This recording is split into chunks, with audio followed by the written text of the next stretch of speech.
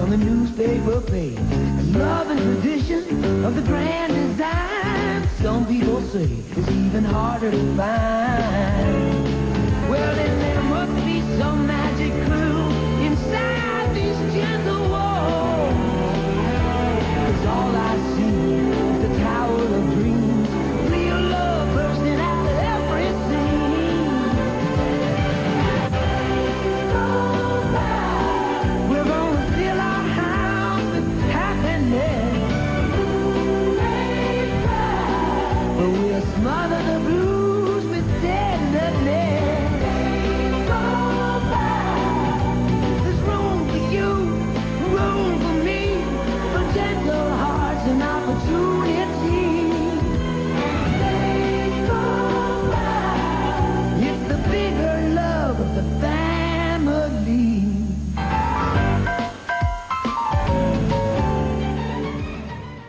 Y'all have been asking for it, so here it is. So he's about to give it to you. So why'd you even choose to run anbu though? Well, I choose to run anbu because it was something I happened to play it in every tournament I played. And not only that, I top it into surprise. And every time you see it, it's like, what does this do? The next thing you know, I have a field full of ninjas before you have 3. Right. So here we go. We're about to get into it. So start with. Okay, my turn zeros was 3 Sasuke's. 3 Sasuke's just for the simple fact that he has a bonus effect of when he goes against Earth Ninjas, he gets +2 attack and he becomes unaffected by Earth Jutsus during that.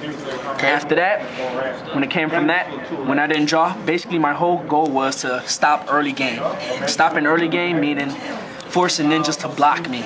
If they brought out a weaker ninja that had no attack, I can attack it and make it attack me. Also, good for pushing battery wards. After that was the next 2 was the 2 random Machinos, because as anyone knows, it gives out tokens. But what people don't understand is with anbu decks, these are also another good way, not a vital way, but very good way, because they bring out tokens. When these cards bring out tokens, it makes an area, which I'll explain the next when the ninja deck comes up with this. Last one of the turn zeros was the Hinata. Hinata was a random card that I thought of before the tournament, keeping opponents down with their cards at 5, and also a big wall every time she blocks. Her combined with Kiba and another ninja which I'll name soon, which made it very good. Kept the opponent from keeping the bigger hand on me, and I can gauge their hand. This when it came to my turn 1, which is the most important part of the deck. Turn 1s are maybe short, but they were like the best cards. The combos came in with Yakumo, Shikamaru Nara, Flex, and what made the deck even better was Kiba turn 0, Yakumo, or Flex. If you have these 2 cards in a team, no matter what team you go up against on turn 0, 1, and 2, it's going to lose. For the simple fact is they have to block. He's protected by mental power, and if you don't have mental power, there is no team that's going to be able to block him, because he has 2 attack and you lose 2 attack without having genjutsu for that. That's what made these cards very essential to the deck. Now, one of my favorite cards is always up in the ninja. These guys came good in the combination with drifting clouds. Drifting clouds with these guys, if you're wondering how they come out early, is the card basically says if you have an injured ninja, he does not count as the deployment effect, which is also a good bonus for Sakura Booksmarks. Booksmart says, you know, when the ninja comes into play with 2 mental power, you get to draw a card. But basically was, if my coin was injured, bam, drop 1, drifting, I draw into another one, bam. So automatically I would have 6 ninjas on the field. 6 ninjas on the field means pressure, along with this card right here, you'll have to constantly block every turn. Cannot keep ninjas on the field. Upon that, then came my other part of the turn 2s. She was my main drop for the turn 2s, but it was basically a 3-card drop on turn 2. Every deck, every turn. Turn 2, free drop. Turn 2, Sakura Booksmarts. Sakura always kept the deck up with the hand, so drawing with Flex would make it easier. Turn 3, you already know. These guys were essential to the deck because of course. you draw 2, discard an anbu. Good game is you get big cards in your hand. It's always good to discard them. These cards discard Itachi, Anbu Captain, and also Yamato. Yamato, which is another key part of the deck because Fire really doesn't have good jutsus, but they have game-breaking jutsus. Turn 3, D-Mock. You can guarantee me to draw any mission in my deck and also boost the whole field up. So by turn 3, everybody gets a +1, making the field even stronger. If you're wondering what D-Mock is, that's Dark Magician of Chaos from Yu-Gi-Oh! Look it up if you need to. It's the same damn thing. Okay. Next card, Vital Cards. Turn 4, Kakashi. Of course, staple. You can play him as with your missions to make it easy for you to gauge him on the game when you played him.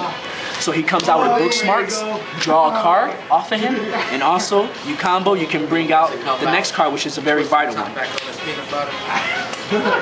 Kakashi and Anbu Captain, also equaling 2 of him on the field, and him, making it very deadly for the opponent to actually gauge an attack. These cards right here also explain he gives +1 support to all Leaf Ninjas, which is a very good thing, which they don't have, and the Anbu Captain, which gives +1 to all Ambu. So these guys off bat are being a 3/3 support, which makes them even better. And then after that, what even makes it even better for it, you can constantly gauge the opponent. They have to constantly attack. Also, they can play missions. With this also playing missions on that, you got the turn 2, they can play missions 2 or down. Earth's very vital weak points is they have to play 0 to turn 2 missions. Can hurt them very badly. We made the cards with this, another card combo. These guys right here, this gauges the opponent. If I want to make sure I want to swing for game, very vital. I can see what's in your hand. Upon that, getting battle rewards. With these out on the field, in combination with these guys again, also means field lock. Opponent cannot play any missions. With your opponent not playing any missions, they're gonna hard charge. This lets me know what they have, and I can already cancel it out before anything happens within that time. It makes it very easy for rush, and also there are ambushes that get support. Same thing. Should my field leave at any time, which is very good and vital. Hokage, he has mastery, also makes the card very good because he can constantly get back Hammer, which constantly get back Yamato, constantly get back Itachi, or constantly get back your turn 2 Anbu, which can be peons, or they keep the game locked. Also keeping the missions locked all the way from 0 through 6 is good. Opponent can't play missions. It makes it harder for them. They get annoyed and draw. And if they so by chance Hydro Pump you, say they get 4 ninjas off your field, you play this, or you have Kakashi in combination with... Oh wait, go to the... You get to that later when you go to the missions. In combination with that, just makes the deck stronger. You'll always constantly have ninjas on the field. They can Hydro Pump you. You can actually not worry about losing with Hydro Pump. Okay. Because if they get rid of your field, okay, fine. I'm just going to Anbu, bring back 2 more ninjas. And basically it's self-explanatory. Okay. You're going to keep your opponent from playing the mission. So now, Missions. missions. Very vital, key part of the deck. 3 drifting. You don't even need to explain. Don't need to explain it, but you know it's self-explanatory. Also keeping cards above your hand, and also since everything is on a chain, it makes chaining way possible. Way possible. This guarantees book smarts or Anbu. Most people don't like to play this card if they can't get a good card. I would play this card every turn, even if I had 1 Anbu, turn 2 in my hand, I would go for the second Anbu. Reason why is because I have two more ninjas on the field that they have to worry about. Also, if that should happen where I have those 2 already on the field, I grab Sakura book smarts. Okay. Now the next one came into it. All 3 of these. There you go. It comes in combination with your stuff, with what you want to do with your missions, and once you keep them locked, constantly keep them locked. If they injure your captain, you got 1 set. And you can always charge these with Kakashi because he has ambush. The deadly part of fire. One of the deadly cards, one of also breaking game card. What makes this card even broken, another card combo, which is one of the best cards Fire has. You have to have all Leaf to play these cards. These I played 3 of because D-Mach Naruto can get this, and you can also play D-Mach Naruto, chain, Succeeded Will. Succeeded Will, chain it, so you play Succeeded Will, you're going to draw your 4 cards, Naruto's going to search out your second one. So if you draw no more crap cards and more good cards, you do it again, rinse and repeat, which also makes it good. Your model can still grab these if you have 12 mental power or more. That's crucial to the game. So once you do that, you can lock down, feel locked down, or keep jutsus locked up. Very hard. One card, my favorite mission card of all. I only play one of. Truth behind the story is, if you play one of this card, you're always drawing. I don't care what happens. You could be in shit, you're gonna draw this card. Burial Prep. Burial Prep counters any card that stops your Kakashi from getting on the field. You play Kakashi, I play Comparative Strengths, chain, Kakashi leaves the field from play, comes back again. So initially when you play this card with Sakura on the field, you get the draw effect for it first because it checks for the mental power of 3. Then you draw, push it back out, bring it back, bring out another anbu. So no matter what, they just wasted a comparative strength. Yes, they get chakra for it, but it won't matter if your field is too big. They can't recover from that. Now, vital point, missions. Jutsus. A lot of people were saying the card was good. My favorite card of the deck was Kamui. I explained on this card because I had 2 Sharingan users to use this card. What also make this card good, it pushes for battery wards quicker. Whatever's in your way, you can get rid of. If you have 2 battery wards, it can become 3. If you have 4, it becomes 5. You get the idea. So if you get 6 battery wards, including 2 of these, that's guaranteed 8 battery wards. And if you have this on the field, combat it with Yamato already 12 mental power, that means you have 3 Kamuis already on the field. That's game. You can end the turn, you can end the game basically on turn 3. Turn 3 and turn 4, you can end the game, no matter what. They can't stop you. By the time turn 3 and turn 4 comes, your chakra should be at least 25% of your deck, which is basically 10 to 15 chakra. 10 to 15 chakra. If not mistaken, you should have 20 by that time. I always end up having 20. Hydro Pumps. These came in for the game, which everybody likes. I didn't like them at all at first, but right then and there, these just push away annoying ninjas. You got the Shikamaru, you got other ninjas, just push them away. Which is the same way I liked it, and I still had the win to pay for it. Again, same combat with this. This just put him into the hand.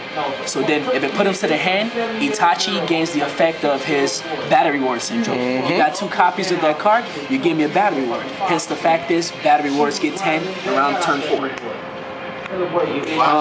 One of my favorite cards.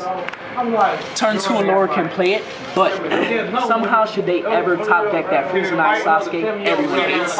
You got this guy with 2 stupid anbu on the field sitting there.